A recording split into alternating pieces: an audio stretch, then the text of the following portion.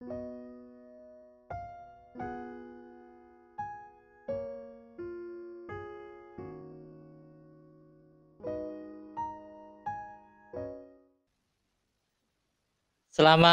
Paskah, saudara-saudaraku. Salam sejahtera. Biarlah karya nyata Allah dan perlindungan Tuhan tetap ada pada Bapak, Ibu, dan saudara yang terkasih. Hari ini kita akan bersama-sama bersuka cita karena Tuhan kembali mengumpulkan kita dalam sebuah ibadah. Walaupun kita berada di tempat yang berbeda-beda, tetapi karya Roh Allah menyatukan kita dalam ibadah pada hari ini. Bacaan diambil dari Matius pasal ke-28, ayat yang pertama sampai dengan ayat yang ke-10. Kembali terlebih dahulu kita menghayati fragmen berikut ini.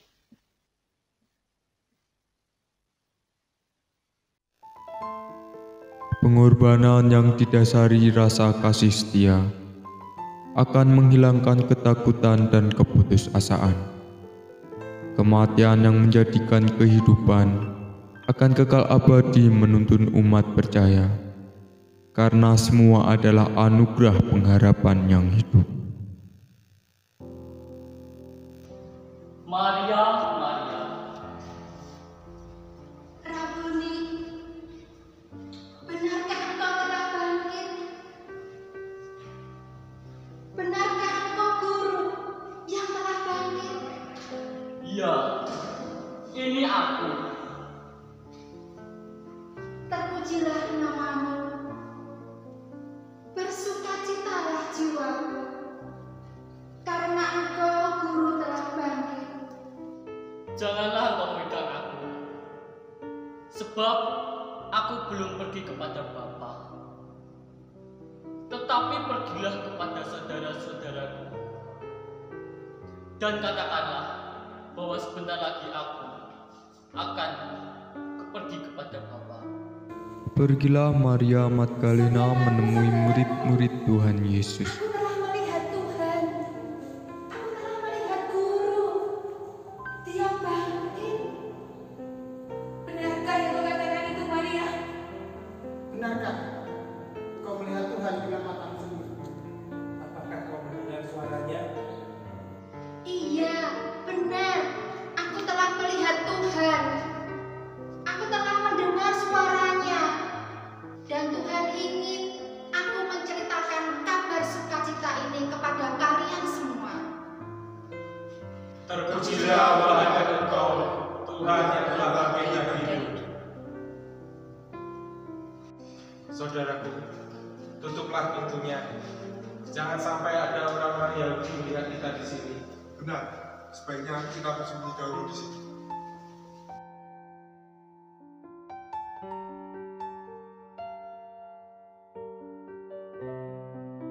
Damai sejahtera bagi kalian semua.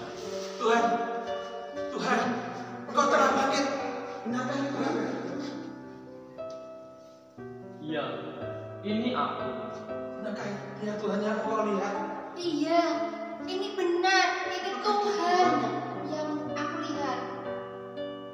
Dan sekarang, seperti Bapa mengutus aku, demikian juga aku mengutus kalian semua. Iya, Guru. Pakailah aku. Tuhan, utuslah aku Tuhan, karena kebangkitanmu membawa kekuatan bagiku. Pada saat itu Thomas tidak ada dan murid-murid segera menemuinya. Kau mendengar Tuhan kita telah hidup kembali, Guru hidup kembali. Dia bangkit dan mengalahkan kuasa maut. Iya, memang akhirnya aku sudah bersedih seperti yang kalian dengar karena kematian ibu kita. Tapi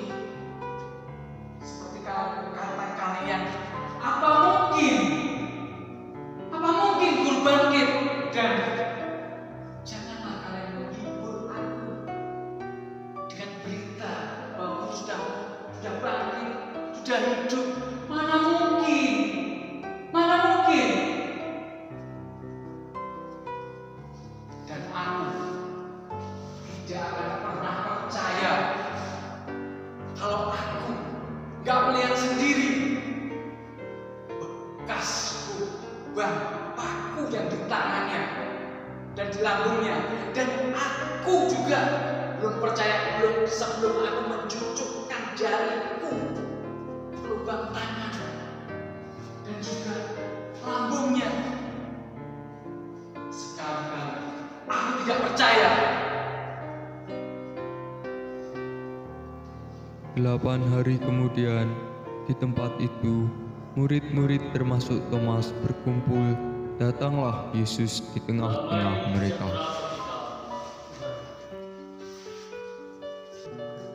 Thomas, taruhlah jarimu di tangan dan cucukkan jarimu ke dalam lubang lambung.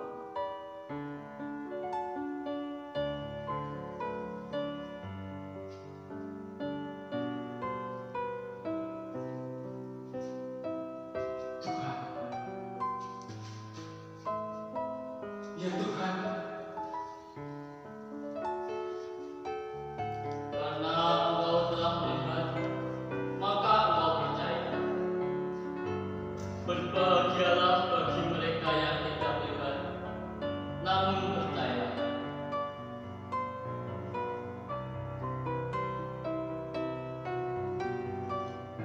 ya Tuhan, ya Allahku.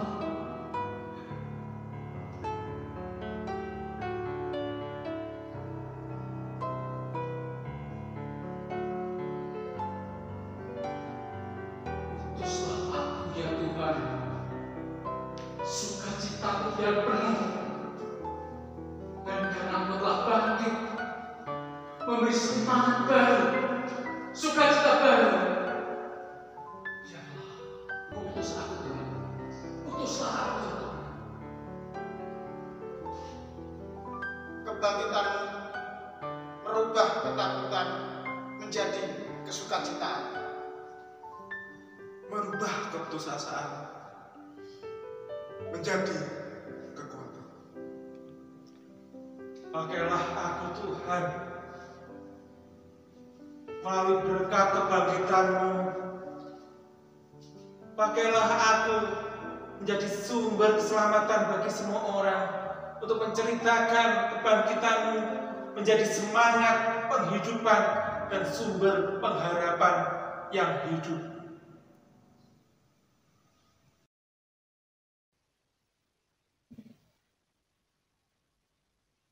Bapak, Ibu, dan saudara yang dikasihi dan yang mengasihi Tuhan.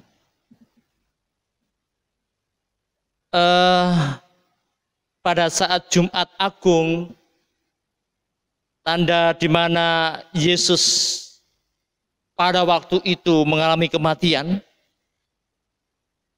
dan pada saat kebangkitannya yang kita hayati hari ini, ada sesuatu yang menarik yang kalau kita perhatikan benar-benar di Matius pasal yang ke-27 ayat yang ke-51, dan lihatlah tabir bait suci terbelah dua dari atas sampai ke bawah, dan terjadilah gempa bumi dan bukit-bukit batu terbelah. Pada suasana kebangkitan Yesus di Matius 28 ayat yang kedua saya membaca, maka terjadilah gempa bumi yang hebat, sebab seorang malaikat Tuhan turun dari langit dan datang ke batu itu dan menggulingkannya lalu duduk di atasnya. Penulis Matius mengungkapkan ini bahwa tanda kematian dan kebangkitannya perlambang bahwa peristiwa itu ada kehadiran Allah di dalamnya. Sehingga ada konsep yang dalam bahasa Yunani itu disebutkan dengan kata-kata egeiro, yaitu ada pihak yang membangkitkannya. Itu tandanya kehadiran Allah yang merencanakan segalanya itu terjadi.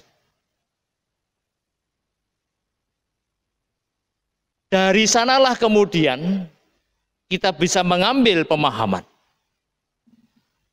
bahwa karya kematian dan kebangkitannya ini adalah kesatuan dari ilahi Kristus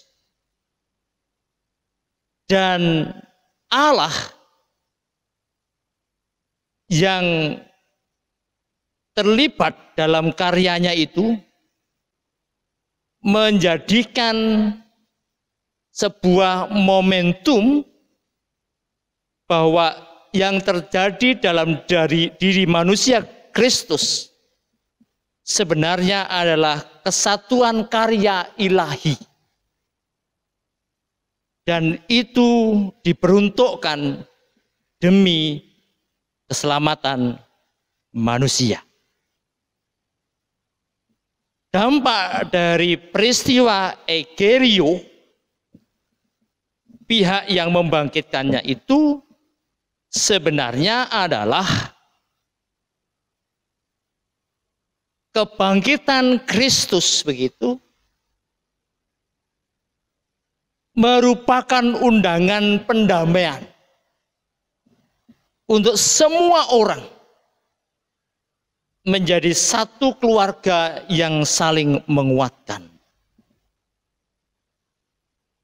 Jadi tujuan utama peristiwa kebangkitan adalah Allah ingin mempersatukan mereka yang cerai-berai itu.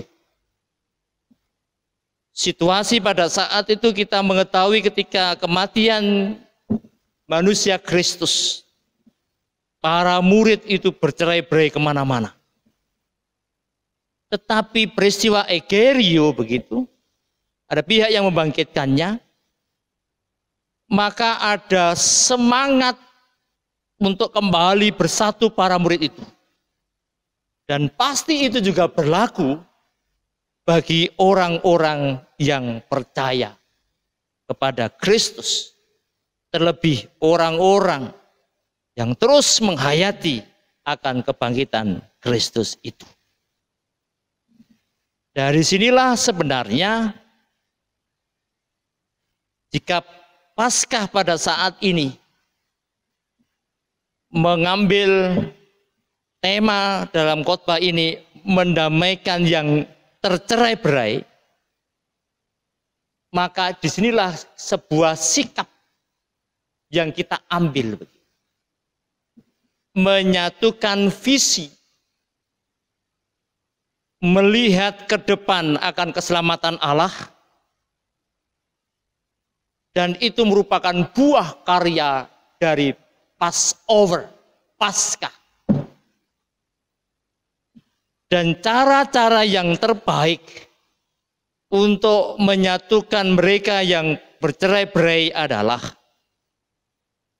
saling menerima satu dengan yang lain.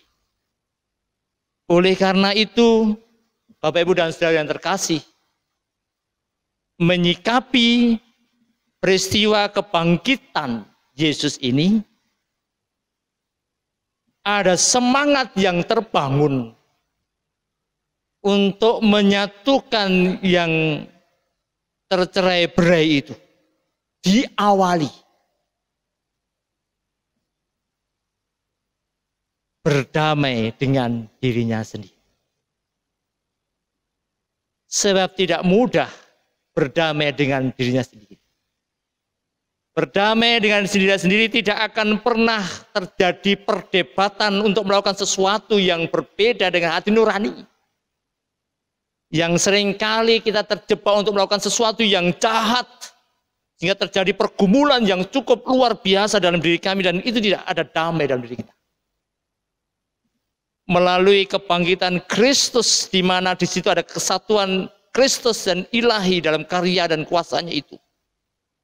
Kita berdamai mengikut Kristus. Tahapan yang berikutnya adalah hasil berdamai dengan dirinya sendiri, itulah yang kita pakai untuk menjadi alat Tuhan sebagai figur yang bisa mendamaikan mereka yang bercerai-berai di luar. Dari diri sendiri, dari keluarga kita, dan kemudian lingkungan kita. Biarlah ini yang menjadi kekuatan kita semua.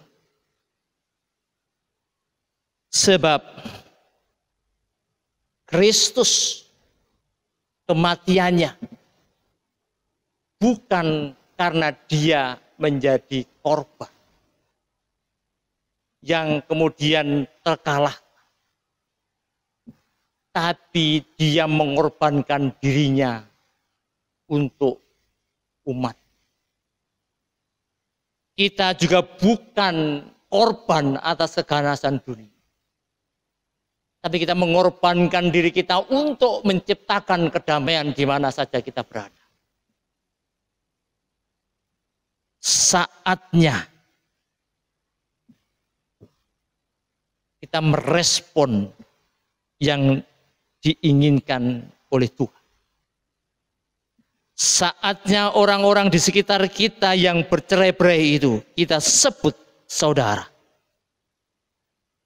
untuk kembali memiliki kehidupan, dampak luar biasa dari Paskah. Peristiwa Egerio, ada pihak yang membangkitkannya. Ada pihak yang memotivasi kehidupan umatnya untuk berkarya bersama dengan Tuhan. Tuhan memberkati kita semua. Amin.